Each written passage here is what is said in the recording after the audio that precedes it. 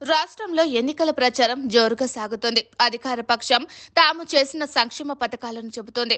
ఇలాగే కొనసాగాలంటే మరోసారి వైసీపీనే గెలిపించాలని జగన్ కోరుతున్నారు. ఇటువంటి తరుణంలో విపక్షాలు ప్రభుత్వ వైఫల్యాలను ఎండగట్టాలి. జగన్ కు మించి తాము సంక్షేమాన్ని అమలు చేస్తామని, అభివృద్ధి చేసి చూపిస్తామని చెప్పాలి. కానీ ఆ పని చేయడం లేదు.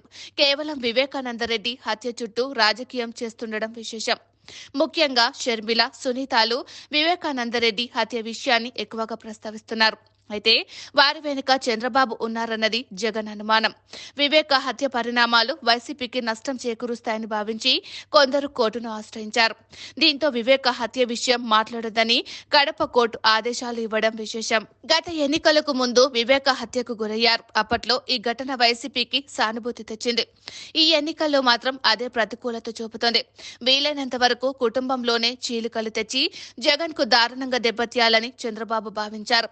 అటువంటి సమయంలోనే షర్మిల ఆయనకు ఒక అస్త్రంగా మారారు. ఆమె కాంగ్రెస్ పార్టీలో చేరడం, పీసీసీ పగ్గాలు తీసుకోవడం, జగన్ ను టార్గెట్ చేయడం, కడప లోక్సభ స్థానానికి పోటీ చేయడం, వివేక హత్య కేసును పదే పదే ప్రస్తావిస్తుండడం తదితర కారణాలు వైసీపీలో కలవరపాటుకు కారణమవుతున్నాయి.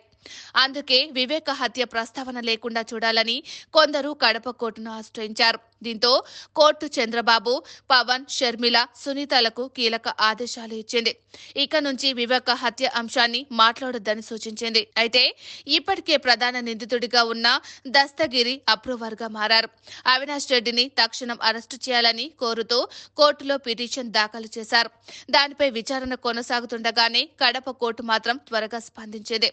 అయితే ఈ కీలక ఆదేశాల నేపథ్యంలో వివేక ప్రస్తావన లేకుండా ఎన్నికల ప్రచారం చేయాల్సి వస్తుంది. అయితే వివేక హత్య అంశంతోనే కడపతో పాటు పులివెందులలో రాజకీయ లబ్ధి పొందాలని చంద్రబాబు భావించారు.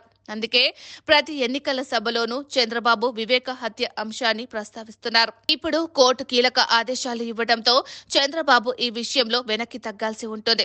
ఒక రకంగా ఇది చంద్రబాబుకు ఇబ్బందికర పరిణామమని విశ్లేషకులు అభిప్రాయపడుతున్నారు.